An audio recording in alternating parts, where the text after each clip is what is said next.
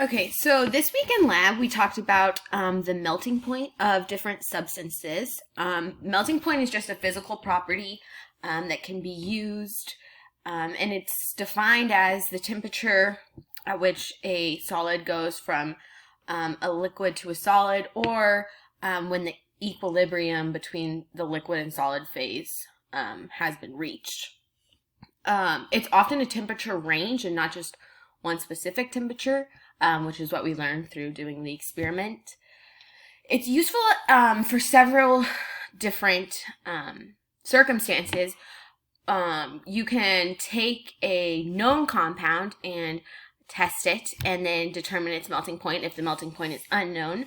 You can also take a impure compound and then determine the percent impurity based off the melting point of the pure compound. Impure compounds tend to have higher melting points than pure compounds.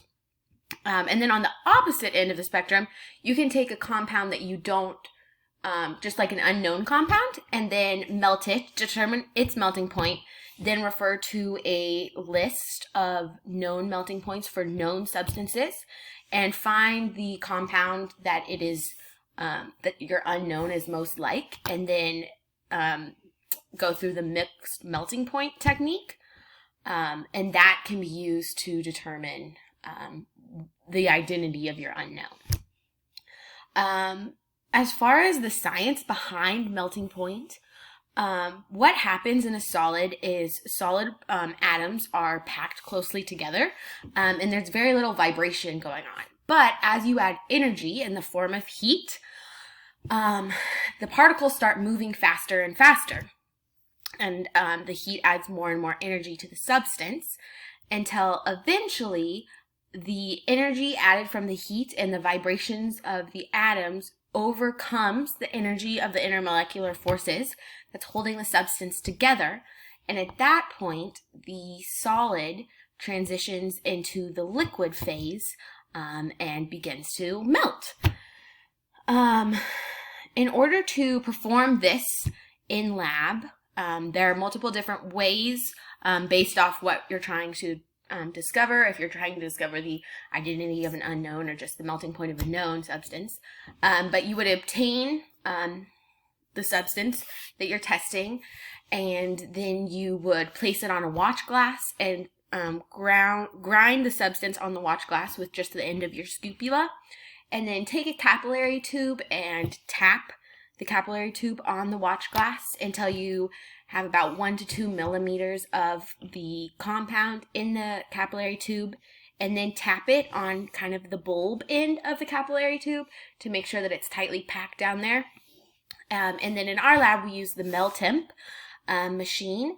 And so you just insert the capillary tube into the Meltemp and look through the little screen into the inside of the Meltemp where you can see your capillary tube, and you record two temperatures, the temperature where you first see a liquid drop of the compound, and then also the temperature where all of the solid has turned into liquid, and that's the melting point range.